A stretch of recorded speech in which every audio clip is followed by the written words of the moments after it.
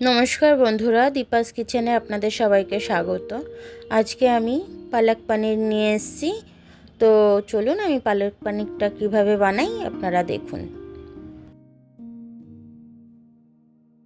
দেখুন আমি কড়াই জল গরম বসিয়ে দিয়েছি, নুন আর একটু চিনি দিয়ে দিলাম। দিয়ে এবার জলটা ফুটবে, তারপর পালং শাকগুলো দিয়ে দেবো। পালং শাকের যাতে কালারটা খারাপ না হয়ে যায় তার জন্য আমি একটু নুন আর একটু চিনি দিয়ে দিয়েছি, যাতে গ্রিন কালারটা ভালো থাকে বলে। তো দেখুন আমার হয়ে গেছে, আমি এটাকে তুলে নেব। দেখুন যেরকম কালার সেরকমই আছে। দেখুন আমি বরফ চিল জলে একদম দিয়ে দিচ্ছি, বরফের টুকরো ভাসছে। তো ওরকম জলে আমি এটাকে দিয়ে ঠান্ডা করে নিয়ে মিক্সিতে ঘুটে নেব।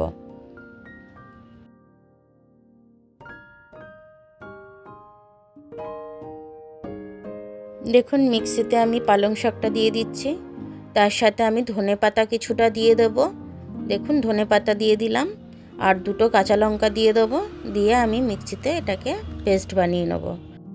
দেখুন এটাকে আমি মশলার জন্য নিয়েছি আদা, আর এদিকে নিয়ে নিয়েছি কাজু বাদাম, আর এদিকে টমেটো নিয়ে নিয়েছি দুটোর মতো। এটাকে আমি মিক্সিতে ঘুরিয়ে নেব একটু। তার আগে দেখুন আমি কড়াইয়ে তেল দিয়েছি, দুটো তেজপাতা দিয়ে দিলাম, একটু পেঁয়াজ দিয়ে দিলাম। পেঁয়াজটা নরম হওয়ার জন্য একটু নুন দিয়ে দিলাম। পেঁয়াজটাকে এবার আমি ভেজে নেব।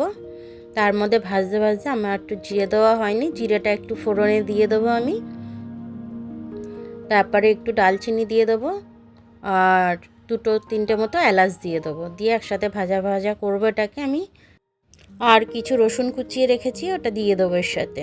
দিয়ে একদম ভাজা ভাজা করব এটা দিয়ে। এবার আমি যে পেস্টটা বানিয়ে রেখেছিলাম টমেটো কাজু বাদাম আর আদা, ওই পেস্টটা দিয়ে দিলাম। দিয়ে এবার লঙ্কার গুঁড়ো দিয়ে দিলাম, একটু হলুদ দিয়ে দেবো, একটু ধনে গুঁড়ো দিয়ে দেবো। যেহেতু জিরে ফোড়নে দিয়েছি, জিরে আটা আমি দেবো না। তো এবার ধনে গুঁড়ো দিয়ে দিলাম। এবার আমি এটাকে ভালো করে কষে নেব। এটাকে ভালো করে কষা হয়ে গেলে একটু কাশ্মীরি লাল লঙ্কা দিয়ে দিচ্ছি। তো দিয়ে এবার এটাকে আমি ভালো করে কষবো। এটা যখন কষতে কষতে আমার তেলটা ছেড়ে দেবে, তখন আমি পালং শাক আর ধনে পাতা আর কাঁচা লঙ্কাটা বেটে রেখেছিলাম ওটাকে দিয়ে দেবো, পেস্টটাকে দিয়ে এটাকেও ভালো করে আমি কষে নেব। দেখুন আমি এটাকে ভালো করে কষে নিচ্ছি। এটা কষা হয়ে গেলে আমি এই যে পনিরগুলো দেখুন আমি ভাজিনি, আপনারা চাইলে ভেজে নিতে পারেন। আমি ভাজিনি, আমি এমনি জলে চুবিয়ে রেখেছিলাম, সেটাকেই দিয়ে দিলাম। নরমটা বেশি হবে বলে, ভাজলে পরে একটু শক্ত হয়ে যায় ওই কারণে। তো দেখুন এইভাবে নেড়ে চেড়ে আমি একটু চাপা দেবো, একটু সেদ্ধ হোক, তারপরে আমি নামাবার সময় দেখাচ্ছি। 5 মিনিট আমি হাই ফ্লেমেই ফুটিয়েছি। এবার আমি 1 চামচের একটু বেশিই বলতে পারেন এটা বাটার দিয়ে দিলাম। বাটারটা দিয়ে আমি ভালো করে এটাকে গলিয়ে নেব। এবার তারপরে আমি একটু গরম মশলা দিয়ে দিচ্ছি, দিয়ে এটাকে দিয়ে ভালো করে মিশিয়ে নেব। তারপরেতে মিশিয়ে নেওয়ার পরে আমি একটু ফ্রেশ ক্রিম দিয়ে দেবো। এটার মধ্যে ক্রিম না দিলে খেতে ভালো লাগে না। তো দেখুন আমি ক্রিমটা দিয়ে দিচ্ছি, যতটা লাগবে আর কি ততটা আমি দিয়ে দিচ্ছি। এবার এটা নেড়ে চেড়ে একটু ভালো করে মিশিয়ে দেবো। মিশিয়ে দিয়ে তারপর এটাকে আমি নামিয়ে নেব।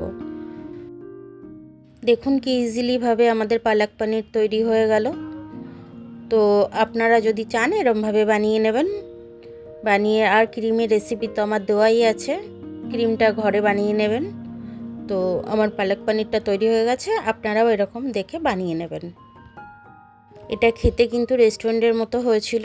এটা নান কিংবা পরোটা কিংবা রুটির সাথে খুব ভালো লাগবে, আর ফ্রাইড রাইসের সাথেও খুব ভালো লাগবে, ভাতের সাথেও ভালো লাগবে।